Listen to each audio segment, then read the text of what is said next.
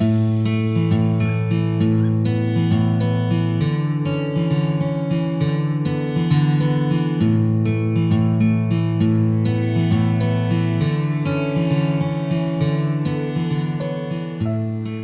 welcome to Vietnam Insights. I'm Adam Correll. And I'm Matthew Lowry. Today we're going to talk about investing in greenfield projects versus existing projects. So Matt, where should we begin?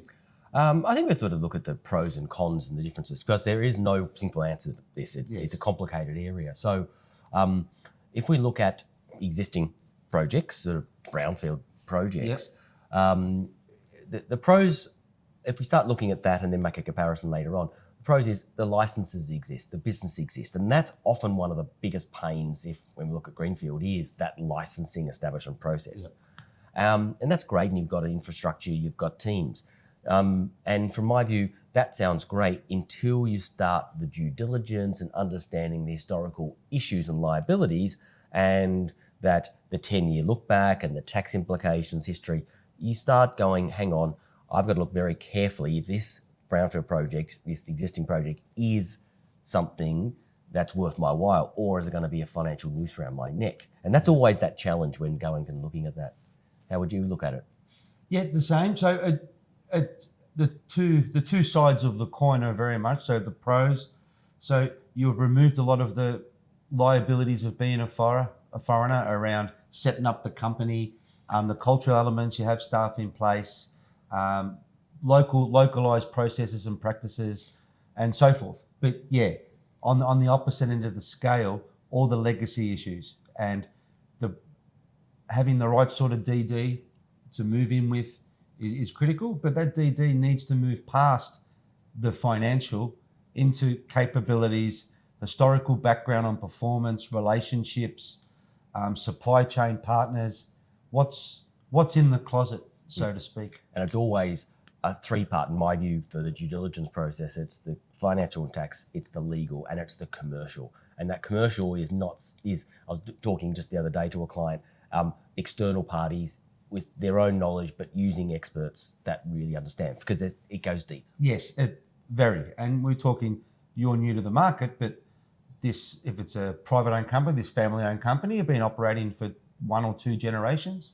If it's a public listing company, people have come and gone, and they might have even changed sectors completely. So yeah, there's a lot going on in the historical background that maybe sits outside of your normal financial DD. And it's not unusual, we've seen it many times, for an investor to come in for a existing project, to look at it very happy, but the legacy issues are too much. They cannot can't quantify in many cases, it's unquantifiable, but the risk is significant.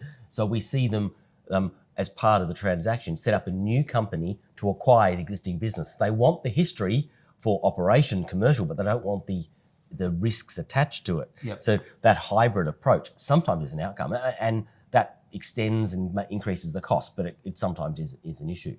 Which then leads us to, when we do a greenfield project, what are the sort of pros and cons looking at greenfields? Well, with greenfield, some of it is directed that in certain sectors, you have to do it that way.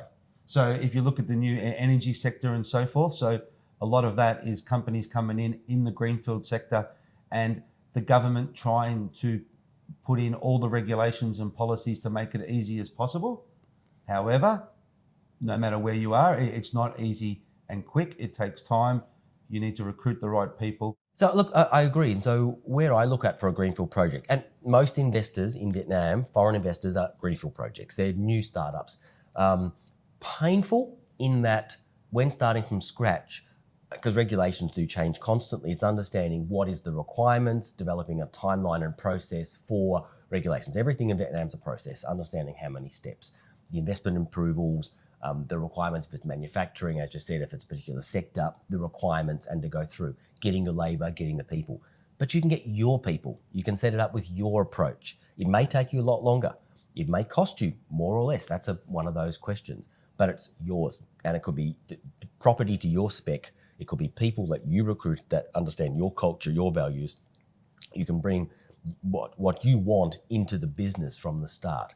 So that time, that cost may result in a greater return and more comfort for that investor. Yes, and as you touched upon, having the right people. So the the S curve, the liabilities of understanding and learning don't drop too much in the first year. So really getting things in place of your process systems, local knowledge, and once again, regulations, compliance, and the shifting market as fast as you can. Yeah, and just keep in mind though, a company in Vietnam can only undertake the activities it's licensed to do. And those licenses may not be available now that they were before for a certain sector or in a certain location or for a certain investor as laws have changed. So sometimes you have no choice but to invest in an existing business because otherwise you would not get access to a sector as a foreign investor. There are some implications and some restrictions. So trying to understand what the options are, and you may prefer a greenfield, but you have to do an existing project or vice versa. And it's not, so this is that market entry process of really understanding the market, understanding the needs, because it's not a one size fits all. Yes. Yeah. We always have this discussion about sort of our own experiences and what we've seen. What are some of the mistakes and some of the issues or sort of comments you would make just when people are considering this?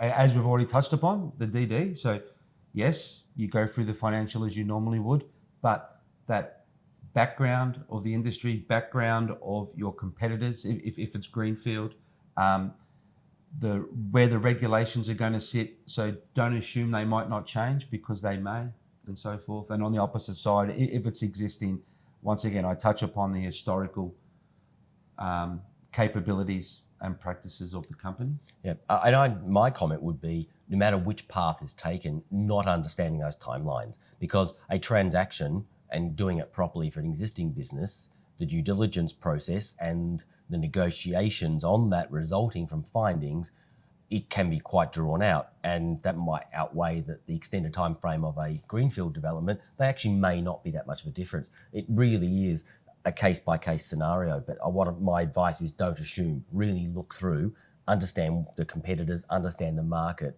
and plan accordingly and get realistic timelines when you're planning. Yeah, and something that can be tricky with your timelines, but there's a solution for it.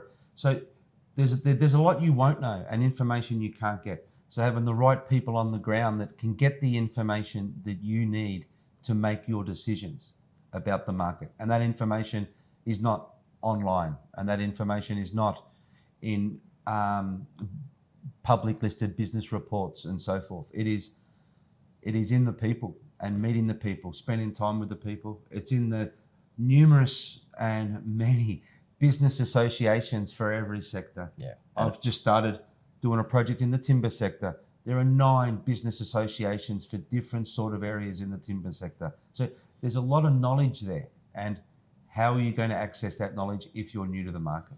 Yeah, planning research, and it's not unique to Vietnam, but Vietnam is unique in how it works. So absolutely. So doing your homework, exploring the market a little bit before you more deeply engage is critical. We might leave it there. Adam, great as always to talk to you. Next episode, we're looking at relationships and partnerships in Vietnam, and I look forward to seeing everyone then. I'm Matthew Lowry. I'm Adam Corral. Bye.